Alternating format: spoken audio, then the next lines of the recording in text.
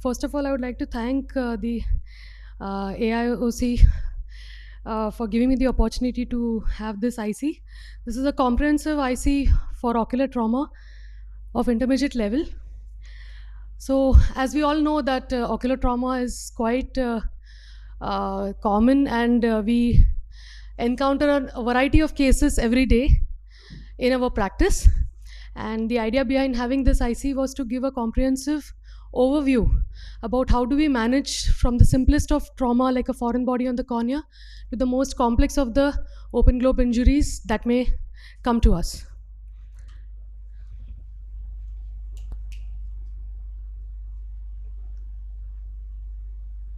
So I'm Dr. VANASHREE NAIR. I'm a consultant at Giridhara Institute, Cochin. And I would like to talk today upon approach to the patient of trauma. So when a patient comes with trauma, it is not only the eye that is affected or the body that is affected, but the person is psychologically traumatized. And first of all, what we need to do is to calm the patients, calm the relatives, check the general health, the GCS status, what is the systemic trauma, is the patient systemically stable or not. First, we need to address that. And once we know that the patient is systemically stable, we can address the eye trauma. So the history of injury is very important. Few points that I would like to highlight in my talk is the history of the injury, first aid that we can give to the patient, prognostication, how grave is the situation, documenting all the data, and the medical legal aspects involved in ocular trauma. So as we all know that history is the most important part of any ocular disease, and trauma is no less. Rather, it forms the most important part because that's where we know what has exactly happened, when it has happened, were there any witnesses, how much time has lapsed from the injury, what was the mechanism of injury, and is there any associated head injury, because that is very common along with ocular trauma.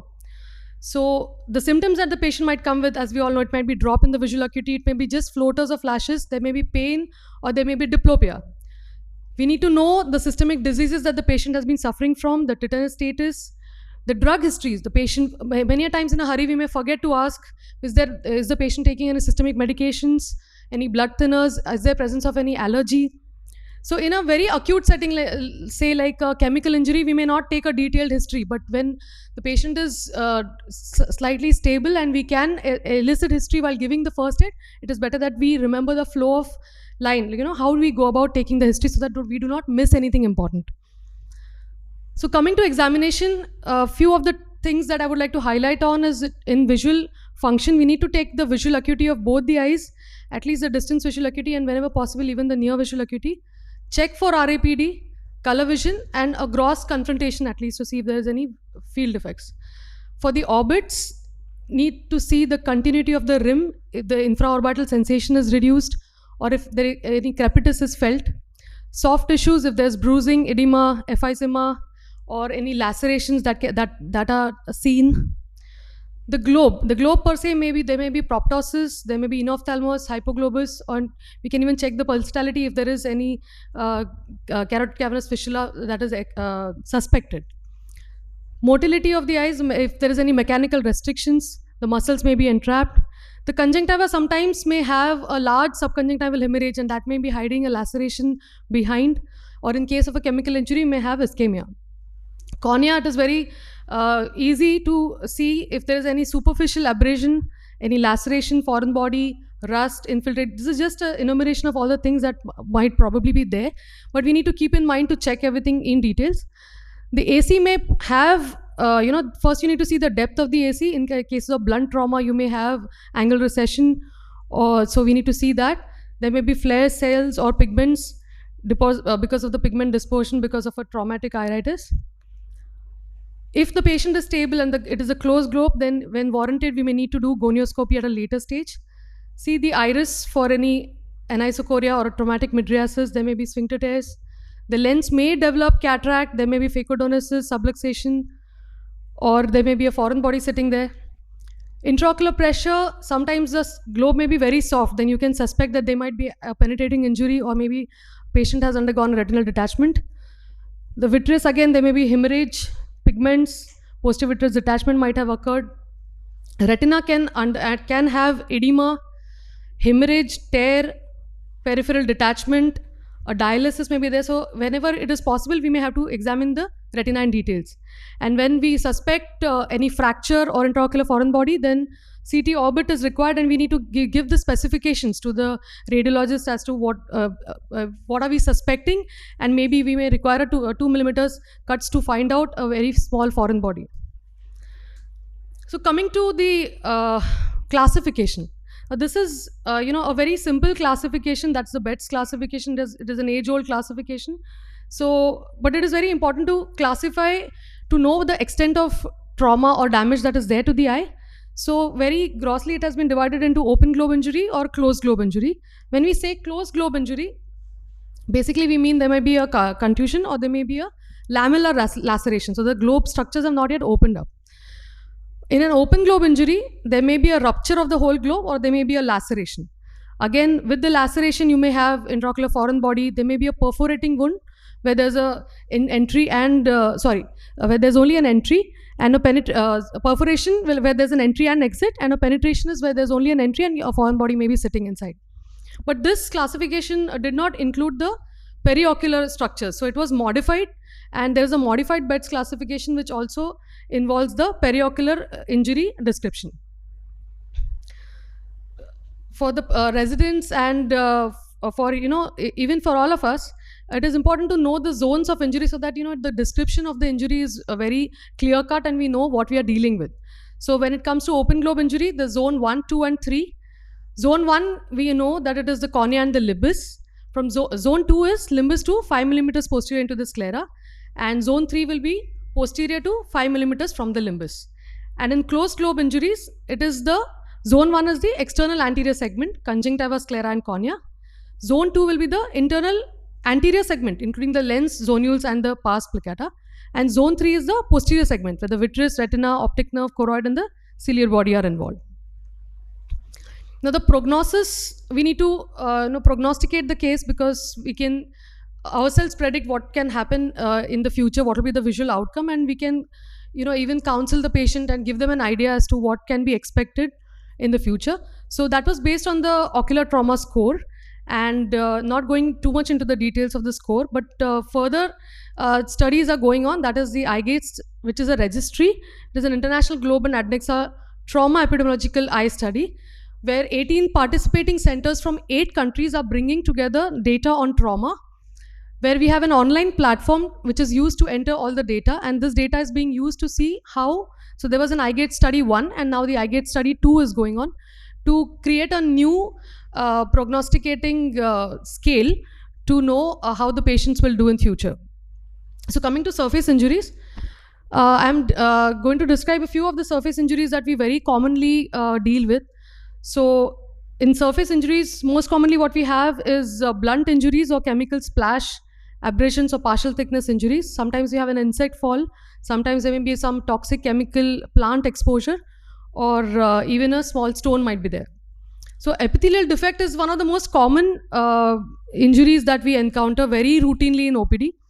Now, most commonly what we see is, fingernail or sharp paper edge or any sharp pointed object that might just come and scrape the epithelium. Sometimes it is difficult to find out that there is an epithelial defect. So whenever the patient comes with the foreign body sensation, it is always better that you stay in the cornea to see at what point that you may find an abrasion. The abrasion sometimes may not be even on the cornea. Even the conjunctiva may have been just abraded because of some foreign body which has gone away. Or you may even find a hidden foreign body, a translucent foreign body. So there is a chance of microbial keratitis that we need to take care of. I think it is important that we instruct the patient that don't go and wash their eye, because they have a foreign body sensation. Patients go and they'll wash their eye with tap water or any other water source, which itself might lead to a microbial keratitis. And a sharp paper edge or a fingernail injury can predispose the patient to recurrent erosions. So that is something which we need to look out for. We need to tell the patient that after a few months you may land up with a recurrent corneal erosion, and that may need proper treatment. So in the primary epithelial defect, lubricants, antibiotics, cycloplegic drops sometimes if the patient is very symptomatic with pain. And nowadays patching is not considered to be good because it delays healing. So it's better to avoid patching, rather maintain the patient on lubricant drops per se. Now, I already spoke about RCS, so it is important that we identify that this is not a fresh epithelial defect, but something which is like a recurrent corneal erosion. So the patients will come with a typical history that in the early in the morning I get this watering or irritation in the eye, and then during the day it settles off, or sometimes in 2 to 3 days it settles off, and they'll have this recurrence every 2 to 3 months. So they need to be counseled that this has happened because of one prior trauma that the eye suffered, and this needs to be identified and treated properly so that the incidence can be reduced. And the line of treatment for it is sometimes we give lubricants. They may need NaCl drops, and in rare cases you may need even a bandage contact lens for some time. And lifestyle modifications, yes. So another, not very common, rare it is, but it happens that sometimes you have this caterpillar hair injury. You know, patients are exposed to these insects while working in farm or garden or while they're traveling, and they have these very sharp needle-like caterpillar hair which go and deposit on the cornea or in the conjunctiva also, and sometimes it becomes very difficult to identify them, but the patient keeps coming back with a foreign body sensation. So it is very important that you patiently try and hold onto the the outermost tip of the caterpillar hair and try to nudge it out and pull it out with a sharp Macpherson's forceps. Sometimes they go very deep. If they go deep into the stroma, don't go behind them, because you're going to go and cause more and more injury to the cornea. We wait and we'll allow the body to heal. In that process, sometimes the caterpillar hair may be extruded out. Even in the superior tarsal forceps or the inferior tarsal, sometimes you have this very fine caterpillar hair which need to be patiently removed by and by. And a close follow-up we can do, and after a few weeks also, sometimes you may still find 1 or 2 caterpillar hairs which can be removed later on. So coming to chemical injury, the most important point to remember in chemical injury is don't ask any questions. No vision, no history. What was the chemical injury with? Whether an alkali or an acidic, if the patient can give you the history. But first, foremost, eye wash. Ask the patient if they have given any eye wash anywhere, like, sometimes they are referred. So they might have already given an eye wash, but it is always a good idea to repeat the eye wash, at least with 2 liters of fluid, so that we know that most of the conjunctival sac and cornea is free of the chemical that might have gone. And most of the times it is the domestic agents like a mild alkali agent which might have caused the chemical injury. So we know that alkali, they have a liquefactive necrosis, so they go deeper into the tissues and cause more damage. Acids, a small acid, they have got a coagulative necrosis property, so they usually tend to remain more superficial. So these are some of the common, chemical substances which might cause chemical injury, and it's a good idea to know which of them might be acidic or alkaline. And anyways, you can use the pH strip test to what is the time? Okay. So pH strip to know the pH of the status, and then accordingly you can treat further. So the treatment, as we all know, that test the pH, give topical anesthesia, irrigate, copiously irrigate, inspect the phonesis, and if the pH is neutral, recheck after 20 minutes and repeat the irrigation if required. And this is the classification. I'm not going into the details now, but it is important to remember that is Roper-Hall classification, which was the older classification, and the Duas classification is the new classification, which gives a better prognosticating picture regarding this. These are some of the pictures that I have shared. So what all can happen is, the complications is you can have conjunctival burns, significant limbal ischemia. We need to refer the patient to a corneal expert who can manage further if there's a large ischemia noted. And for the further, this is a case of the grade 6 chemical injury that had come. And the foreign bodies, again, I had already touched upon that. And blunt trauma is just one thing that I would like to add.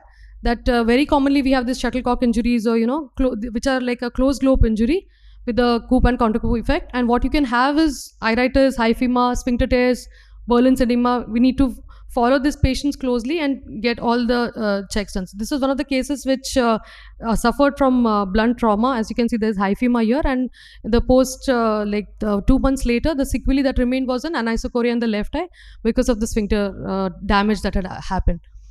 So the take-home points are that this is a very seemingly commonly encountered problem. So trivial injury may be sometimes be hiding something big inside. Vigilance, counseling, and primary care very important. And timely and appropriate management will reduce the ocular and visual morbidity.